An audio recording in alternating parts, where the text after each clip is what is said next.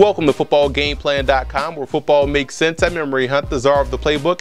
Bring you our 2014 NFL Draft Special. We're going inside the war room with the Baltimore Ravens. We're going to take a look at their team needs to see what players could be possible selections to help fill those needs. But first, let's start off by taking a look at the upcoming picks that they have in this year's draft.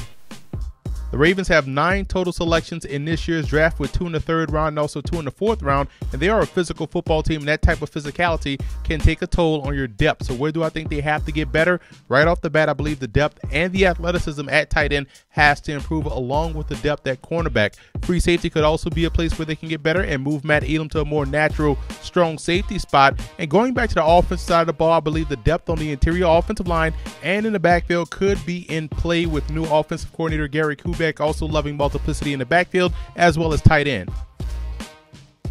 Now, here are some quick notes to keep in mind while watching this video. Number 1, the picks are based off my own rankings of these prospects from my big board, and these selections are not indicative of where I think these guys will end up going in May's draft. And number 2, this is the Ravens portion of my total 7-round mock draft. And to view my big board and other teams' mock draft, visit our website at footballgameplan.com/draft.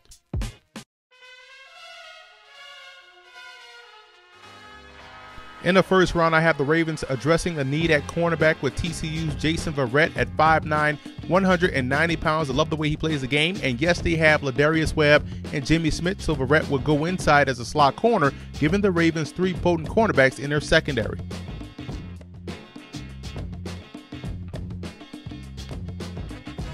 I like Troy Nicholas's fit here in Baltimore with Dennis Pitta already on board and also new offensive coordinator Gary Kubiak. Nicholas is a blocker first with solid receiving skills, and that'll allow Pitta to be off the line of scrimmage a little bit more and be much more effective in 2014.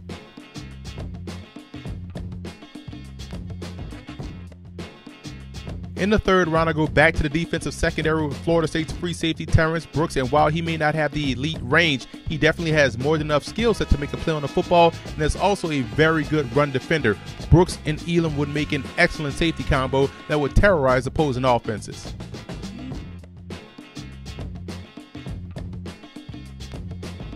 With their 2nd pick in the 3rd round, I'm going with Kadeem Edwards, guard out of Tennessee State, who helped pave the way for one of the top offenses in the FCS this year and also held his own during the week of practices down at the Senior Bowl, turning many heads in the process.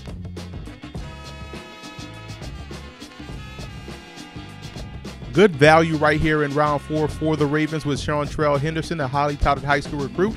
Henderson never quite developed the consistency you wanted to see from him, but at times he did dominate and is definitely worthy of a mid-round selection.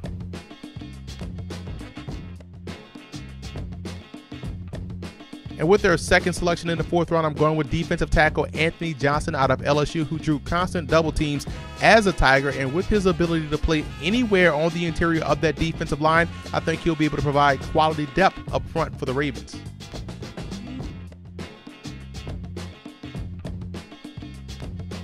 Ross Cockrell was a very good cover corner for the Duke Blue Devils and also put together an impressive week down in Tampa at the East-West Shrine game. This again adds quality players in the secondary to further strengthen that unit for the Ravens.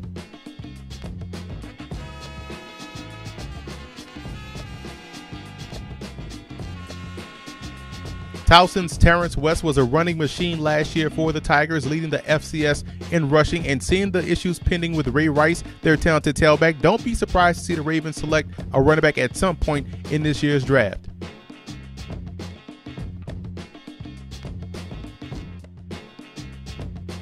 And wrapping up the draft in round 7, I'm adding more athleticism to the tight end position with Richard Rodgers out of Cal, a versatile move tight end or a swing tight end that gives Kubiak one more excellent weapon for his multiple tight end sets and one more option for Joe Flacco in the passing game.